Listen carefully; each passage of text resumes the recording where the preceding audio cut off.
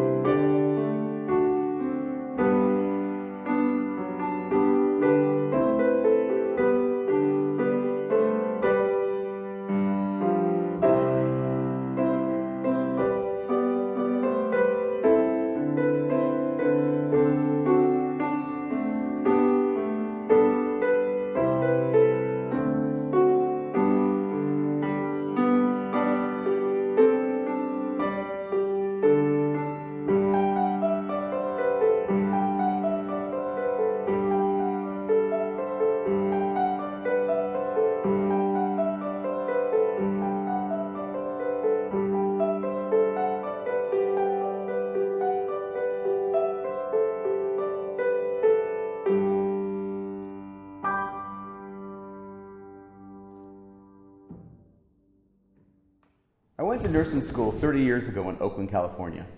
One of the first classes I took was called The Professional Practice of Nursing in the 20th Century, or something along those lines. The class was a basic indoctrination to the profession of nursing. In the class, the instructors impressed upon us the opportunities available to those who chose to take up Florence Nightingale's lamp and care for those who are ill or infirm. One of the stories was about a recent graduate from the college who who later packed up her life and moved on to Rochester, Minnesota in order to work for the world-famous Mayo Clinic. Having spent many summers in Minnesota on my grandfather's farm, I thought, well, that could be kind of cool. I filed that story in the back of my brain and got on with getting my degree. 3 years later, I'm a fresh-faced new nurse with a brand spanking new nursing degree, eager and excited to land that perfect new job. Unfortunately for me, I graduated when President and First Lady Bill and Hillary Clinton were trying and failing to bring universal health care to the United States. Hospitals and healthcare agencies were busy laying off nurses. I looked everywhere in California. No one was hiring. I think back to my professional practice class and the story about the woman who moved to Minnesota and the Mayo Clinic. On a whim, I go online. Yes, there was internet back then. It was just beginning, but it was a thing. And see if Mayo might be hiring nurses. And yes, they are. I submit an application and wait to hear back. Meanwhile, I realize I have to tell my wife, Karen, a California girl through and through, that her new husband is thinking about moving with her to this place in the Midwest known as Minnesota. Minnesota? Isn't that near Ohio? Luckily for me, Karen had just had a big fight with her parents about something. I don't remember what, and I don't particularly care. I just knew that it was the right time to ask her if she wouldn't mind living in a state other than California. We went to dinner at a local Mexican place. I gave her the opportunity to vent about her parents a little bit. You know, stoke the fires of anger burning in her soul. When her parental hostility reached a high point, I told her about my application to Mayo. Perfect timing. She exclaimed, yes, she exclaimed. Let's move to Minnesota. It sounds fantastic. I have no clue where it is, but it's a great opportunity and we can live there for maybe 5 years. Well, 26 years later, here I am at First UU Rochester opening today's service. Karen and I came to Rochester where we have built a life raising 2 children and forging lives filled with joy, happiness, pain, sadness. It has most definitely been an adventure. This story is just one making up the narrative of my life. Like you, I have hundreds of little vignettes I could have shared. Some of my stories tell of my greatest joys, and others tell about the times my heart was broken. Some of them tell the stories of my moments of pure contentment, or other times, the times I experienced profound shame. Stories are what we use to make connections with one another. We look to stories to understand ourselves and to understand those around us. We look to stories to comprehend the question of the universe. Why are we here? What are we meant to do in this moment? How does your story and my story impact our lives, our families, our church, our community? This month, we're invited to explore our stories on a deep level, to learn more about ourselves, and, if so inclined, make changes that can bring more joy to our lives and possibly make the world a little more hopeful.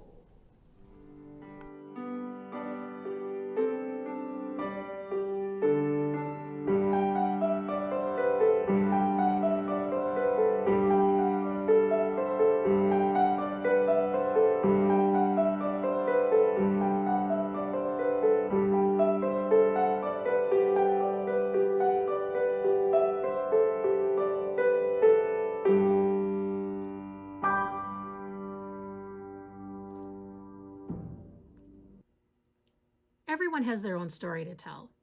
Today I'm going to introduce you to a friend of mine, Louis, who's trying to tell his story, but things aren't going how he wanted them to. Not at all. A perfectly messed up story by Patrick McDonnell. This is Louis's story. Once upon a time, little Louis went skipping merrily along. Tra-la-la-la-la, he sang, tra-la-la-la-la. For in his heart, Louis knew everything was just... Hey, hold on, what's that? What's that over there? Sniff, sniff. Lick, lick. Jelly? A jelly stain? How did that get there? This isn't right. Who would eat a jelly sandwich while reading my book? Plop.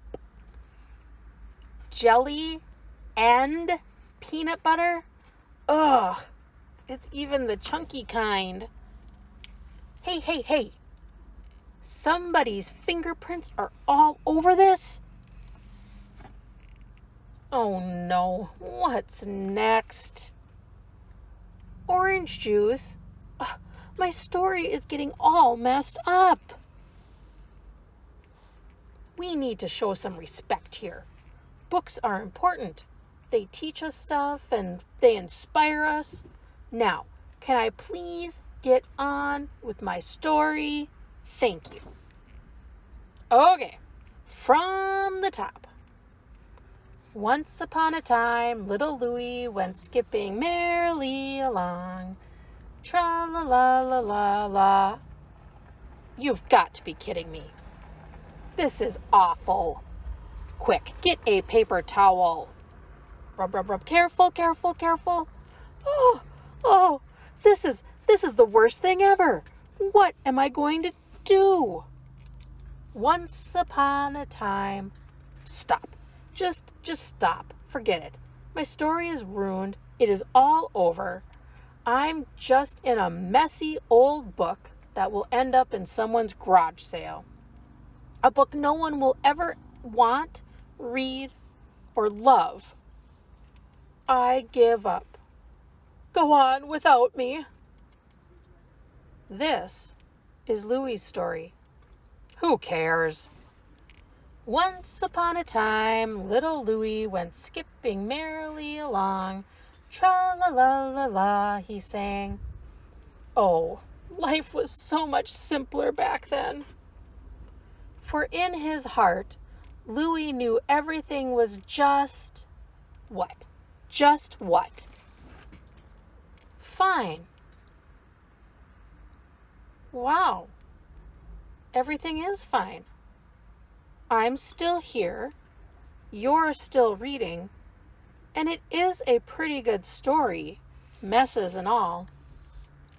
So come on, let's finish this. This is Louis's story. I love it, and nothing is going to stop me.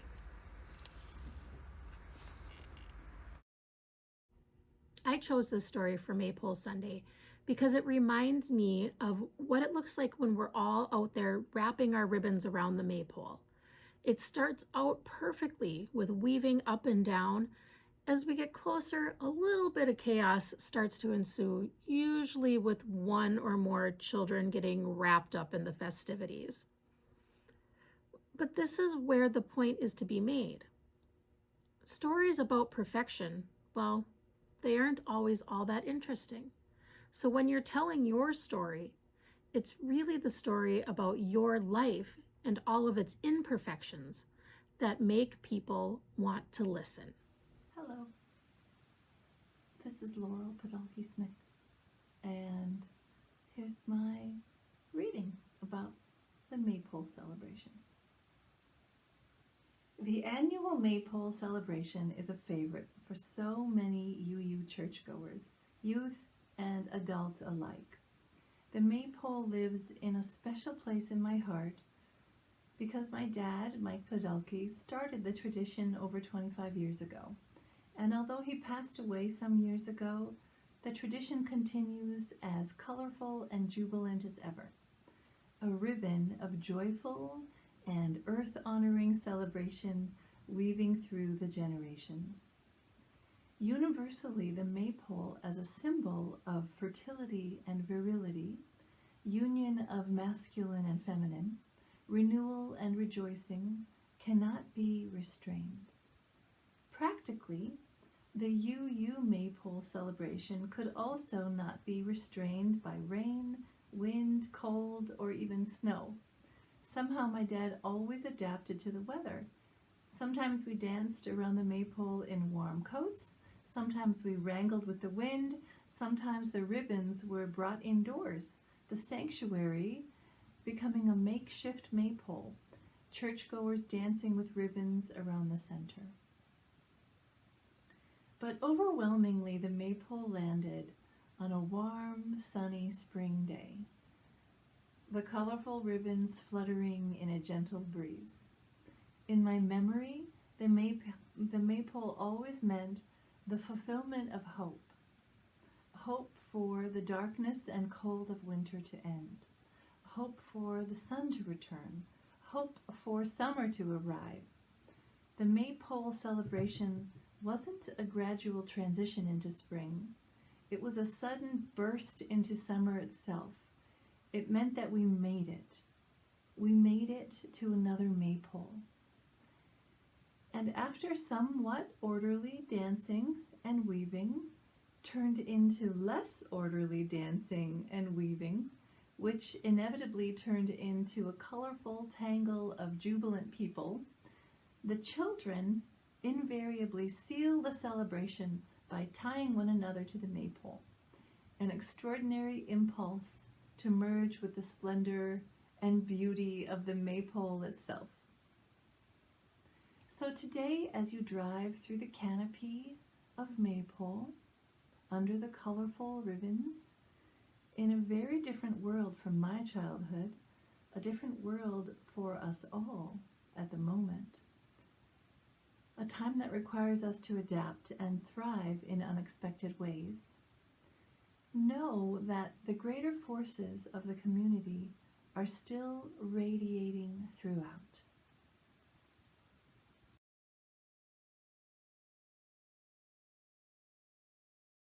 Now is the month of May, when merry lads are playing. Fa la la la la la, fa la la la la la. Now is the month of May, when merry lads are playing. Fa la la la la la, fa la la la la la. Each with his bonny lass, a dancing on the grass. Fa la la la la la. Each with his bonny lass, a dancing on the grass. La la la la la.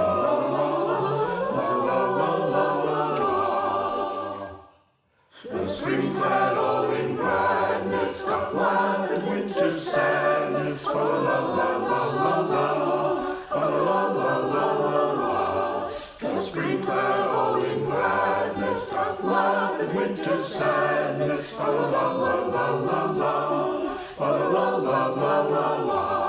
And to the bagpipe sound, the nymphs tread out the ground. La la la la la la.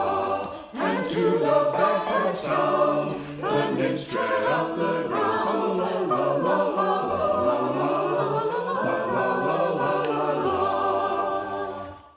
Five and why sit we musing, your sweet delight refusing? Fa la la la la la, fa la la la la la. Five and why sit we musing, your sweet delight refusing? Fa la la la la la, fa la la la la la. Say dainty nips and spray, shall we play bonny bray? Fa la la la la la la la la la la la la. Say dainty sake. Shall we play barley break? La la la la la la la la la la.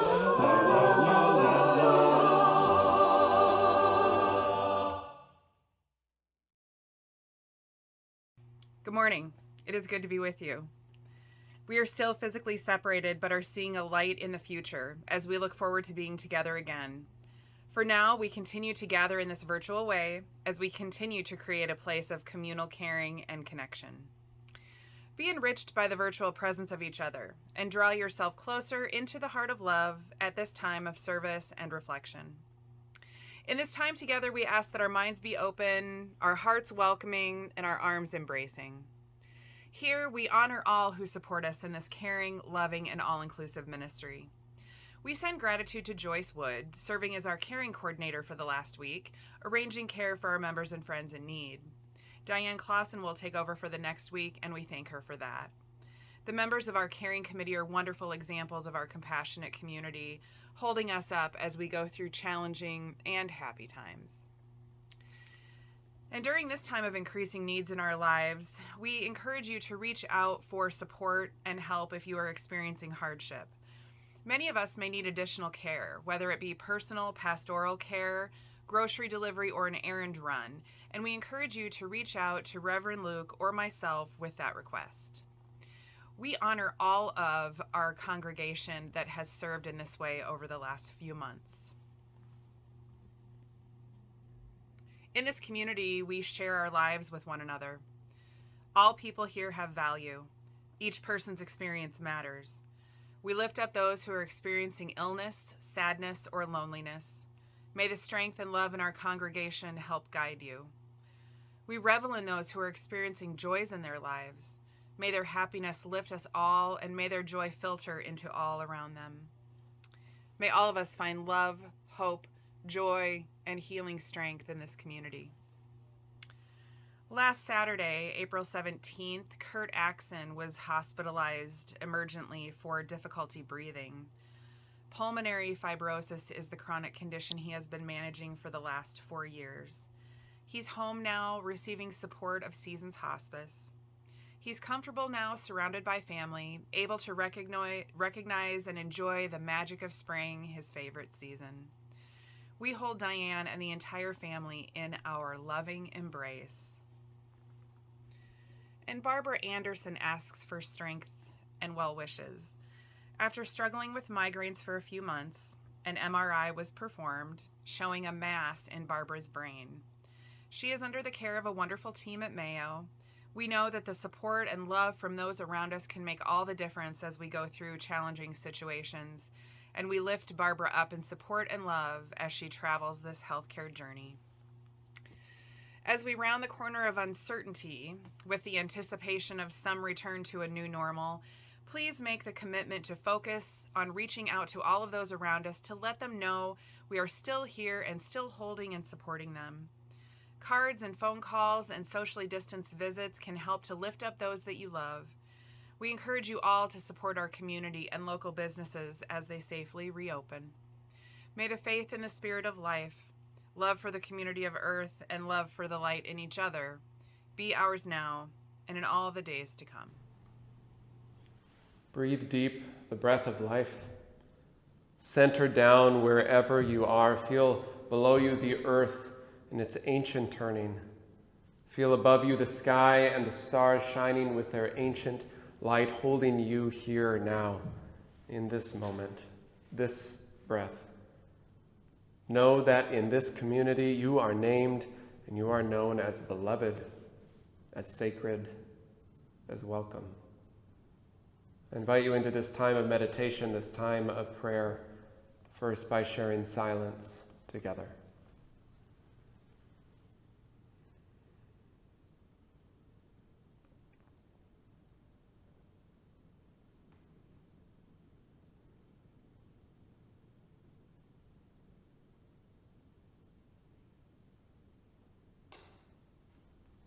Spirit of life and source of love,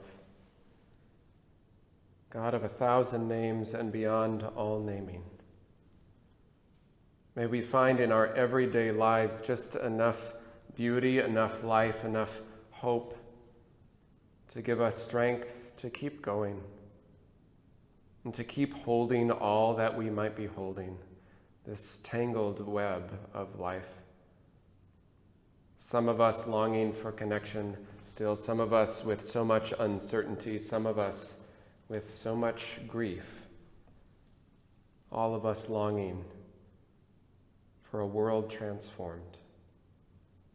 May we find just enough love and beauty so that we can hold it, or we can reach out to those around us, or we can reach out to others to help hold all that we're holding. May we remember that our stories, whatever they are, as harsh as they can feel sometimes, as tangled as they might be, our stories are living scripture, sacred stories. May we hold our own souls and our own stories with tender, loving care. And we hold in our hearts this day all those who suffer in mind, in body, or spirit. And I invite you to bring the names you're holding this day in joy or in sorrow, celebration or concern, and silently or aloud now in this time to speak their names.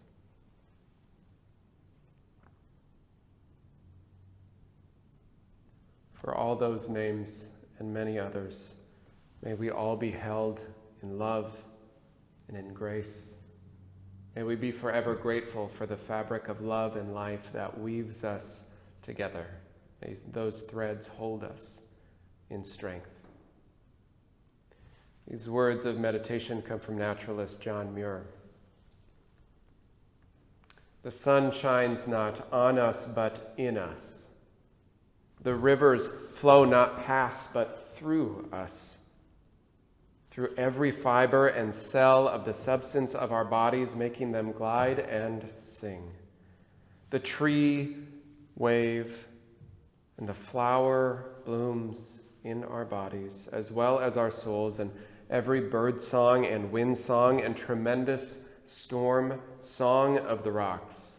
In the heart of the mountains is our own song, our very own, and it sings of love. The snow is melting into music. Amen.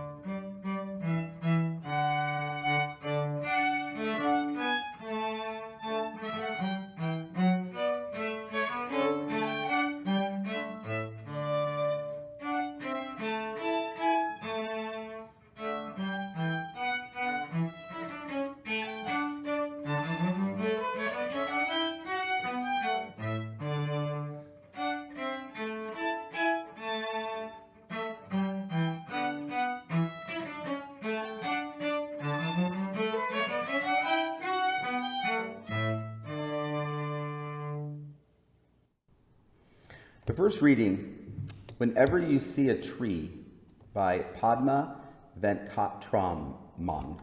Think how many long years this tree has waited as a seed for an animal or bird or wind or rain to maybe carry it to maybe the right spot where it again waited for months for seasons to change, until time and temperature were fine enough to coax it to swell and burst its hard shell so it could send slender roots to clutch at grains of soil and let tender shoots reach toward the sun. Think how many decades or centuries it thickened and climbed and grew taller and deeper, never knowing if it would find enough water or light or when conditions would be right so it could keep on spreading leaves, adding blossoms, and dancing. The next time you see a tree, think about how much hope it holds. The second reading is called The Web by Liesl Mueller.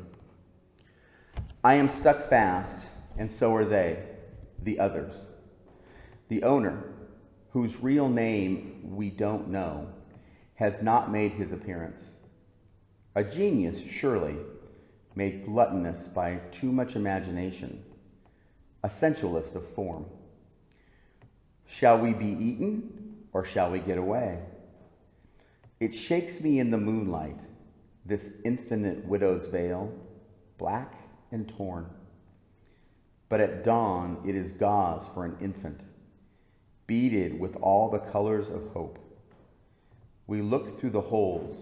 They are mirrors. There is nothing outside. This intersection design of threads is in a language not yet discovered. We dance a little and promise each other that all the roads lead somewhere.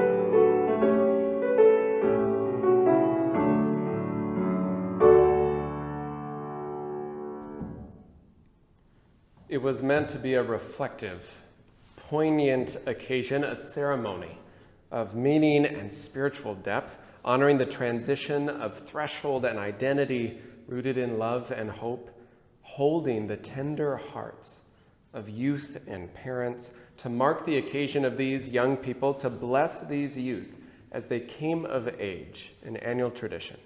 So, of course, we had these beautiful, lovely handmade chalice necklaces, this tangible blessing of this ritual, to adorn these sacred souls, to bless them on their journey, to put them around their necks, to hold that moment. So we spoke words of blessing, and some music began to play, and each little ritual necklace set carefully in that basket, each little solemn sacred strand meant to bless and hold this ritual, as I pulled it up, was stuck. Oh, this will just be a little pull to get it loose, right? I'm sure, thought this minister, trained in ritual and decorum. No, just stuck, tangled, as I started to notice underneath. There was just pile, this knot of threads tangled together, these necklaces. So as the music was playing and the families were waiting and excited for this ritual, set their hearts and souls ready for it, I, meant to preside and guide over this ritual, was holding a basket that was just a tangled mess of chalices. You try to just quick untangle it a bit, but each part was connected to another tangle, each of their individual ritual lives now interlocked in this little mess of a basket, which, while part of the ministerial formality in me died a little bit, it quickly unraveled in some good ways. We realized this wasn't going to work, and we kind of laughed about it a little bit, and then we set it aside. Said, well, we'll figure that out in a little bit, but let's continue with our ceremony. And the musician was over there playing music like, what are you doing, pal? Figure it out. We figured it out best we could. And while a little part of me died in that, it was likely a much more fitting, more real, more authentic planned ritual than we could have planned, actually. You can't plan the mess that comes when our imperfect humanity takes over. I've thought about that moment, how that ritual became sacred in the mess for quite a while now, and how our lives and our stories and our thresholds and transitions are often a tangled mess of community and relationships and emotions within each soul and place, filled with some mixture of hope and blessing, the mess that is real life. It shakes in the moonlight, writes poet Liesl Mueller, from the perspective of being stuck in a spider's web. She says, but at dawn it is gauze for an infant, beaded with all the colors of hope. This intersecting design of threads, she writes, is in a language not yet discovered. We dance a little and promise each other that all roads lead somewhere. Even in our moments, when we are caught in the threads of what seems and feels like doom, we can find, and people do and have again and again, find beauty in the midst of it all. Beauty in the midst of mess, awe and wonder at the intersecting threads, a language of connection hardly noticed, not yet discovered, a promise that all roads do lead somewhere. Each year at the beginning of May, this congregation has joined to celebrate spring with the maypole that Laurel reflected on today. And Stephanie Podolsky shared a little bit with me, writing the sacred, almost ancient ritual of carrying the pole from the storage room and these strong people making a temple, the colors, the pageantry. It's about the joy of dancing in the sun and the chaos, all those things that the children added, and lots of grown-up children as well, who looked forward to this rite of spring. Often at this time of year, we read these words from Nathaniel Hawthorne, which you can hear a real story, the fuller story about it this Wednesday at the Forum. These are some of the words we read. Bright were the days of Merry Mount, when the maypole was the banner of that colony. They who prepared it, should their banner be triumphant, were to pour sunshine over New England's rugged hills and scatter flower seeds throughout the soil. Jollity and gloom were contending for an empire. And it goes on, but each year, no matter how many times I hear it, mostly I hear that phrase. Jollity and gloom, contending for an empire. It's a perfect synopsis, it seems, of life, maybe a little bit of what was happening then too, but of the soul, of humanity, of community, jollity and gloom. All the time. At its core, that's what this chaotic, joyful, basic mess of our lives, of maypole and everyday, weaving together, never quite making that perfected weave of ribbon, but being perfect in the imperfection and chaos. At its core, the whole colorful ritual of spring is about how intertwined and connected our lives are. All the joy and sorrow and promise and pain and grief and possibility between us, within us.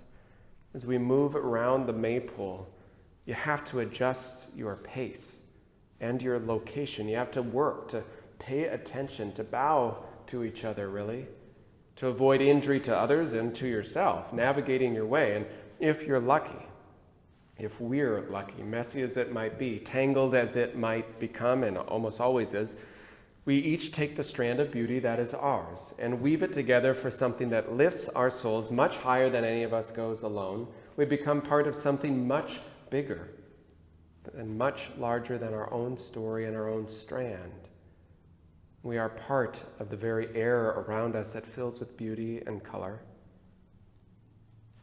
Frederick Buechner writes, "Humanity is like an enormous spider web, so that if you touch it anywhere, you set the whole thing trembling.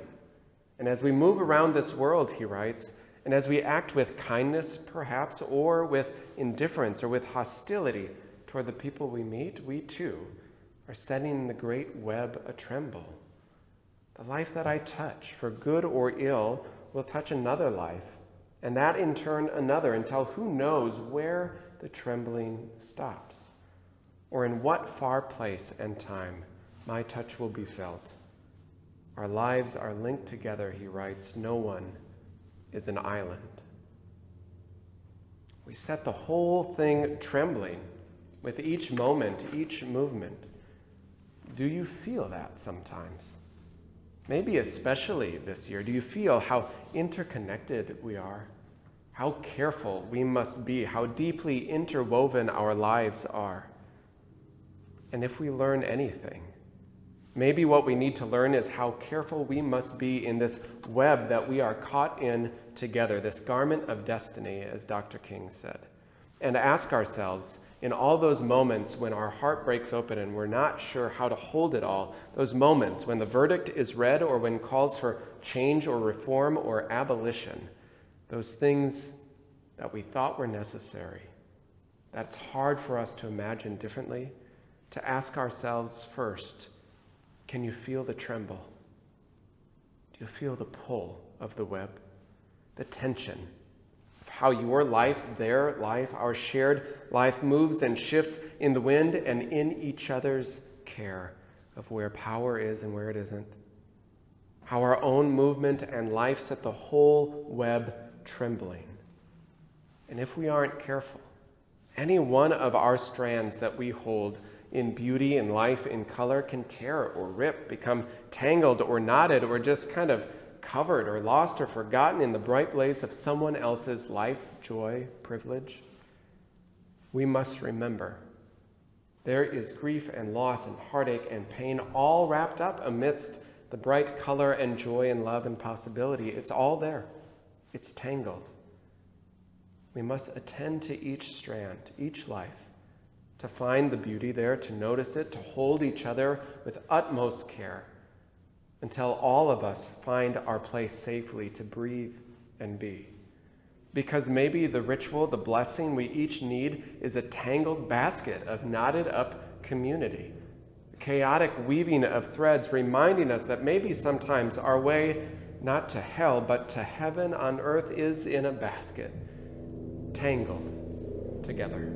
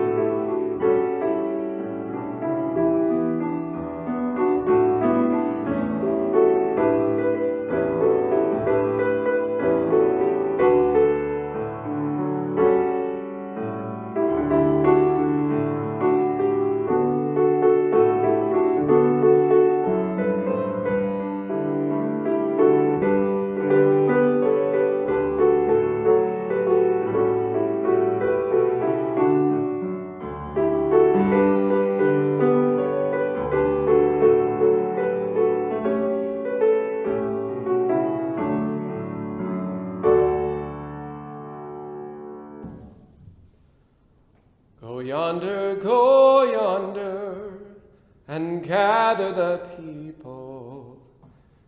Give them not hell, but courage and hope. Give them something of the love you have found here, and tell all the people that love is our home. Amen.